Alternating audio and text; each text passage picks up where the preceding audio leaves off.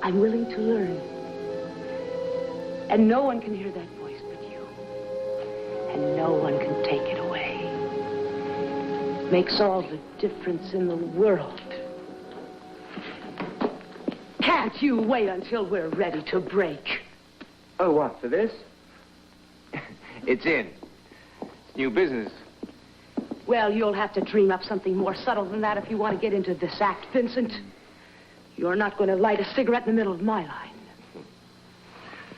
I've lots of cigarettes. Upstage me once more and I'll fix you good.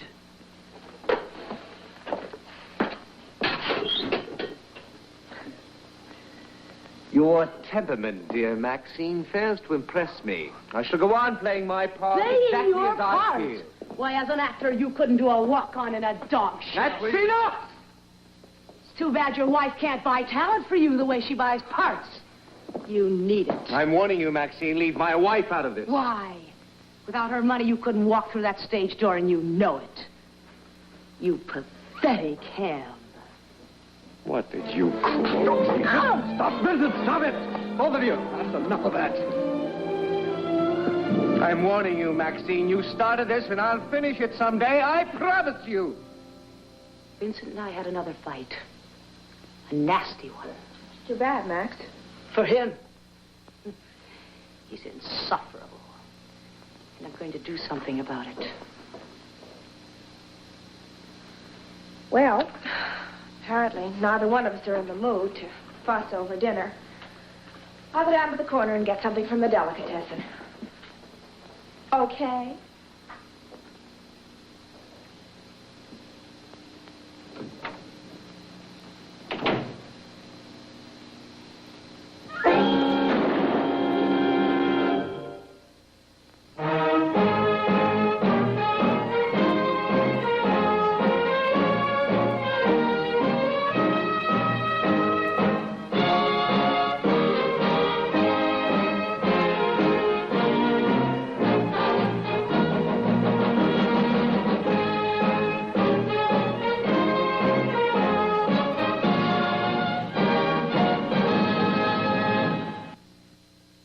But the case had no personal importance for me until an old friend, a theater owner named Louis Lamarck, told me the story firsthand. Looking back, it seems like it was inevitable. Why do you say that, Louis? The way Maxine was. When I booked them into my theater, I thought she'd changed, but... oh, she hadn't. You'd known her a long time, then? We studied drama together, Maxine, Joan, and I in New York. Maxine doesn't make friends with people, she makes tools. Stepping stones and crowbars and blackjacks. She used them without affection, without respect. It was bound to happen sooner or later. Well, what's this about Vincent Gibson? Well, he's a newcomer, married to a very wealthy woman, backed him with a lot of money. He's lucky. Is he worth it? I don't know. He's competent. At least he's better than what Maxine rated him. Papers were pretty rough on him. I know. And the cast thinks he should be studded with cloves and baked. No, he's far from lucky. He's a ready-made niche, and he's not man enough yet to fill it, so he makes up the difference with bluster, and he wears a chip on each shoulder. Despite your glowing description, you like him. Why? Well, he gave an exceptional performance one night, and I told him so. After everybody had gone, Vincent dropped the bluster and the chips from his shoulders, as if they weighed a ton. And there he stood, starved for talk. One human being to another. Well, true, it only happened once. But that was enough to convince me that he just needs the right kind of break. Which is? Well, getting counsel for him is no problem. His wife is prepared to spend any amount of money on his defense. But what he needs is a man like Herbert Maris, who wants to defend him because he believes in his innocence. Do you think he's innocent? I don't know. But I sincerely hope he is.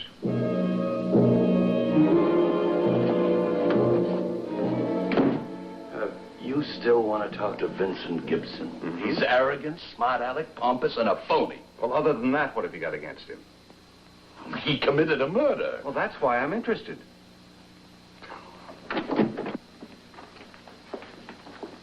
Sit down, Gibson. Oh, thank you, dear Constable. Your patrician countenance is matched by your elegance in manners. This Herb Maris, he's a lawyer. A lawyer, eh? What exquisite nose you have, barrister. To smell out a fat fee in the stench of this bun rap requires the discrimination of a vulture. Well, Herb, he's all yours. I'll be on the pistol range. Which end? He's all yours. Well, Counselor. Counsel or consul, as the mood moves you. I need both. You know, a lot of people think you killed Maxine Royce. Ah, the accolades of the rejoicing multitude. 'Tis a pity I don't deserve them. Can you prove you don't? No. No defense, ergo no fee. I presume that's why you came down here to see me. I came because a mutual friend asked me to. But you don't need us. Your wife will be here soon with her checkbook and a whole battery of lawyers. Is that the way it was with Maxine?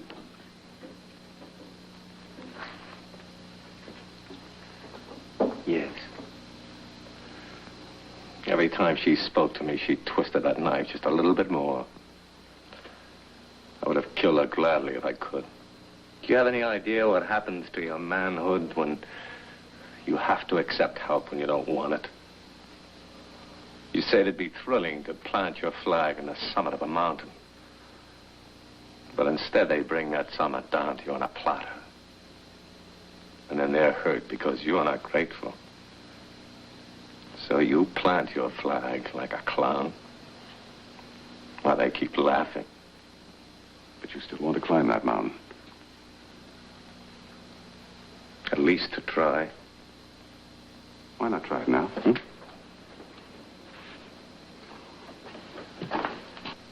If you didn't kill Maxine, you must have given a lot of thought in the last few days to who may have.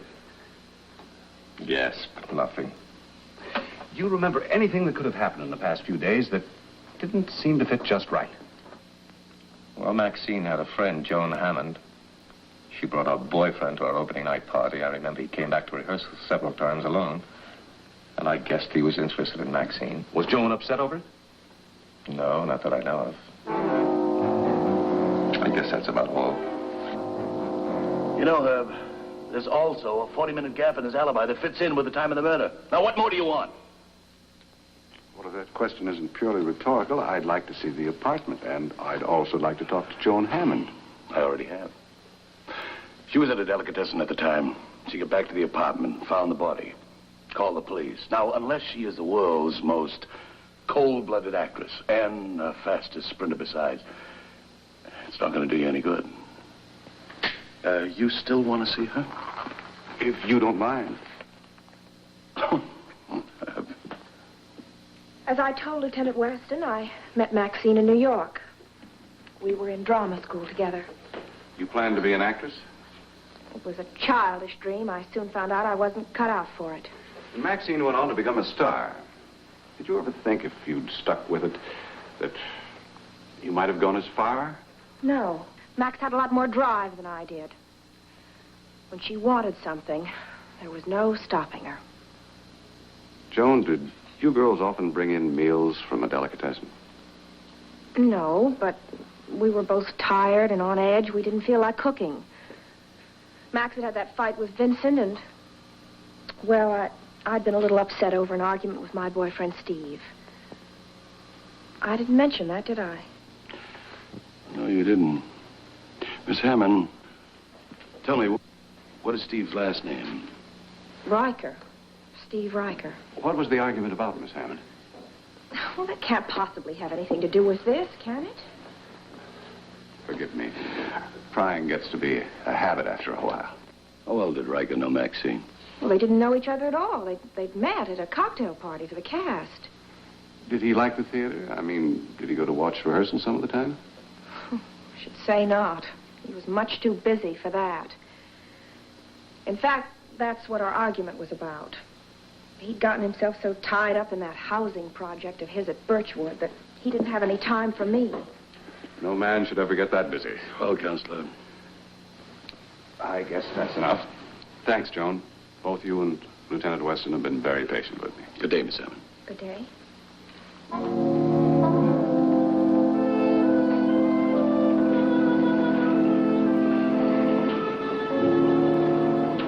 Nice kid.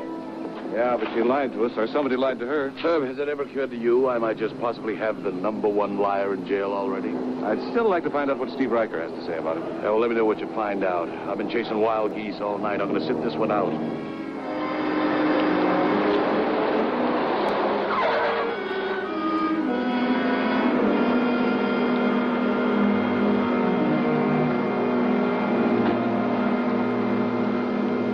Good morning, sir. Beautiful day, huh? Steve Riker. Herb Maris. Well, if a man's looking for sunshine and fresh air, this is sure the spot for it. huh? Mr. You know, Riker, I'm interested in Maxine Royce. Oh. Terrible thing, huh? A real shocker. I understand you were pretty well I acquainted. knew her. I met her personally. She's a beautiful woman. Beautiful. You're with the police, huh? No, I'm a lawyer. She was staying with my girlfriend. It happened right there in the apartment. Oh, it's a terrible thing. When did you see her last? When? Day before yesterday. Yeah, that was it. At the theater. I used to drop by now and then. My girlfriend's so keen on it, I thought it might be a good idea for me to take an interest, huh? Did you ever get much of a chance to talk to her? You know, she was very nice to me. I suppose it was on my girlfriend's account, but a big star like that is really very flattering. Your girlfriend says that you two have split up. You know how girls are. Every once in a while, they have to ruffle their feathers. I should get over it. I'll tell you the truth, though. I've been staying pretty close here. Too close, maybe. But this place, it's next to my heart. Here, let me show you something. Look, back there, over there. All this is going to be one beautiful new community. Here, look at the model. 2,600 square feet of solid comfort. Herb, I'm no expert on real estate. For all I know... You don't have to be to see there's something wrong with this setup. He's asking $3,000 to $5,000 down on these deals and getting it. He's collected $100,000 on promises too fancy to be real. Herb, I'll look into it. But how, by the wildest stretch of the imagination, do you connect the price of real estate in Birchwood with the murder of an actress here in town? I can't, not yet. But I'm convinced it's worth another trip out there to talk to that construction crew.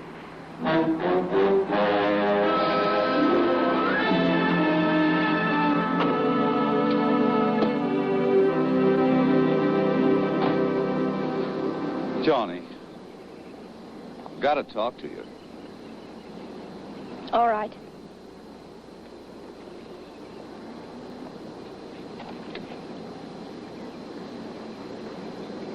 Johnny, I missed you. When I heard about Maxine, I wanted to come help you. Were you all alone? Yes? Oh, it's terrible. Police and all, it must have been rough. Oh, they were all right. Just endless questions. Well, it's all over now.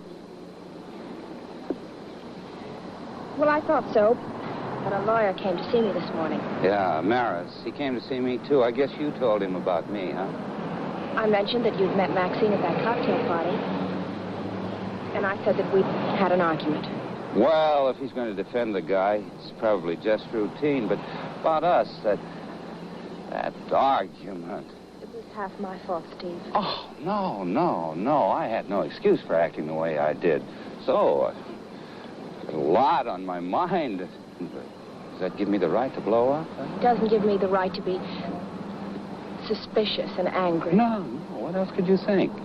I mean, here we were planning a big weekend, and the airlines called, confirmed my flight to Miami on the very same day.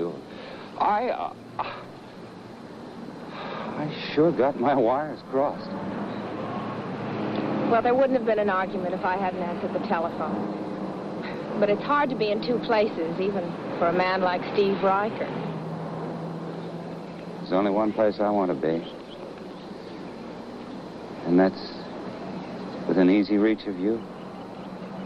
Now, I've got a trainload of lumber waiting in Miami right now for my okay, but I'll cancel the whole thing if you'll have dinner with me tonight. Steve. No, I mean it. Oh, Johnny, you mean more to me than anything else in the world. How about it, huh? A date? All right. All right. Strictly routine. This is Mr. Maris, a lawyer. How do you do? How do you stand with the office money-wise? Okay, I took a minimum cash advance, which covered just about what I've done so far. How long have you been on this job? Since the middle of last month. Going pretty slow, isn't it? What's holding you up? I don't know. It could be lots of things. Every day I keep expecting to go ahead, but that's up to Mr. Riker. The last few days, did Mr. Riker bring a woman out here? You don't mean a customer. You mean his girlfriend? No, not Miss Hammond. A woman about 5 foot 4, 120 pounds, blonde hair, an actress. Yeah, I remember. A couple of days ago, there was one like that here. The boss spent about an hour just showing her around. You were here all day yesterday? That I was. I put in a full day's work and then spent half the night my own time fixing up this machine. What about Riker? What time did he leave? He didn't. He was here when I showed up in the morning, and he was still here when I left about midnight. He never did leave the place. Oh, thank you very much. Thanks a lot.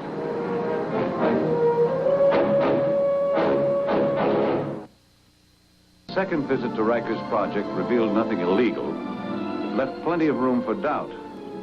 But in the face of Riker's alibi, Weston seemed ready to overlook everything else.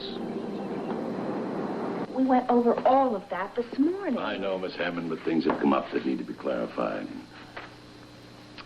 Well, we argued because I was silly enough to feel I was being neglected. What happened? Something must have sparked it. We'd made big plans to go to the mountains tomorrow. And then I found out that Steve had planned to fly to Miami tonight. How did you find that out? I just happened to answer the phone when they called to verify his reservation. Did he explain? I didn't give him the chance. Instead, we both blew up. I even accused him of running out. What do you mean by that? Well, I had encouraged some friends to buy homes from Steve. They were impatient at how slowly it was going. I was vindictive about it. Did Maxine invest with him, too? Maxine? She was out there. That's not true. Oh, but it is true, Miss Hammond. He also went to the theater to see her. Well, why shouldn't he if he wanted to? I had no strings on him. The argument was my fault. I was stupid and disloyal. But I'm going to be different in the future. You've seen him? I had a long talk with him at noon. We have a date tonight. He explained to you about the flight. He did. About Maxine, too. He would have if there'd been anything to explain. Miss Hammond, would you tell me exactly what he said? Look, I've done my best to answer your questions, but now you're trying to force something on Steve and me that doesn't exist. Maxine had enemies all over the place. She made them like normal people make friends. Ask Louis Lamarck about her. He knows. Ask him about his play. This is Lieutenant Weston, Louis Lamarck. Pleasure, Lieutenant. How do you do? Oh, let's go up to my office. Oh, this will be okay, Louis. We won't be long. No, sit down. Oh, so you got to see Vincent after all, huh? Well, we've seen a lot of people. Joan Hammond suggested we come and see you. Poor little Joni. She's a good kid, that one. Why did she send you to see me? She said you had a play idea once. She said it was good. Oh, that. Yes, it was good. Made a big show and a big, bright new star. Did you get anything out of it? Not even a free ticket. Well, you know, you got to be a fighter in this business to get anywhere, and I'm not a fighter. But I still don't understand why you... Herb, I know how rough this is on you, Mr. Lamarck, being a friend of yours and all. Look, I can afford to be blunt. It's my job. You know, Joan thinks that you hated Maxine enough to have killed her.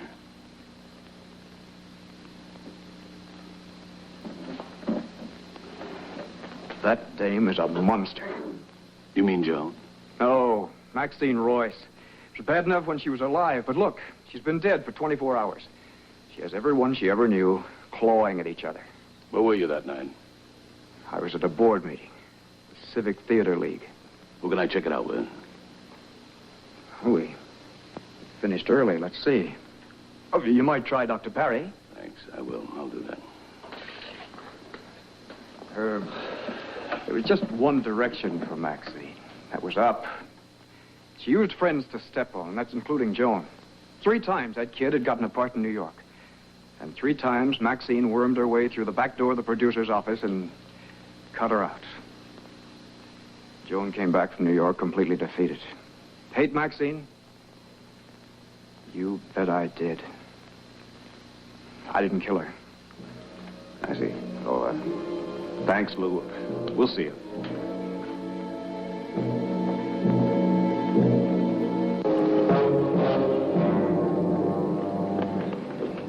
Unit 58 to headquarters. Herb, did you get a look at Riker's car? I saw a light blue convertible in front of his office. Headquarters, bye. Get out an APB on a convertible registered to Steve Riker, probably occupied by Riker and a woman. Consider him dangerous. Apprehend them. Over and out. It makes sense for him to take her to dinner at that club on the road to the airport. Yes, I'll have all departures covered. Let's go.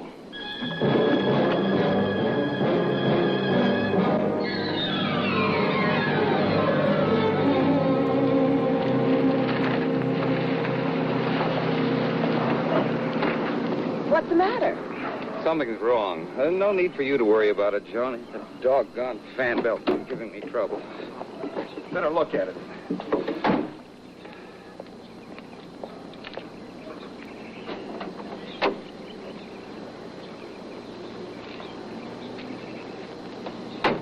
Oh, it's a beautiful day, Steve.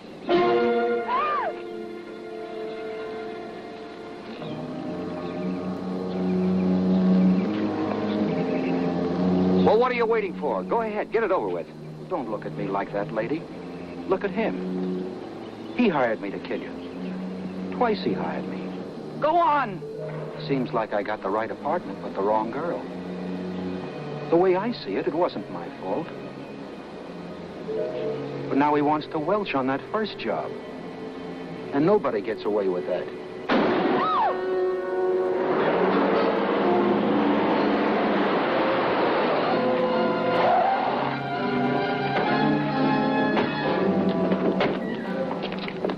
All right? Steve!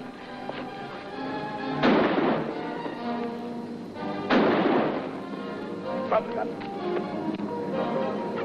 He's dead.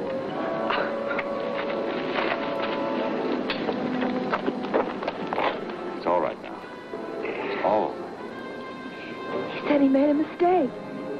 He shot the wrong girl. Must feel great to be home again, huh? I don't know, Lieutenant. As a matter of fact, I rather enjoyed my stay in jail. You see, your boys had me spouting Shakespeare. I must say I gave a rather good performance. It's one audience that couldn't walk out on me. You know, Romeo and Juliet is the lieutenant's favorite. Ah. He jests at scars that never felt a wound, but soft. What light through yonder window breaks.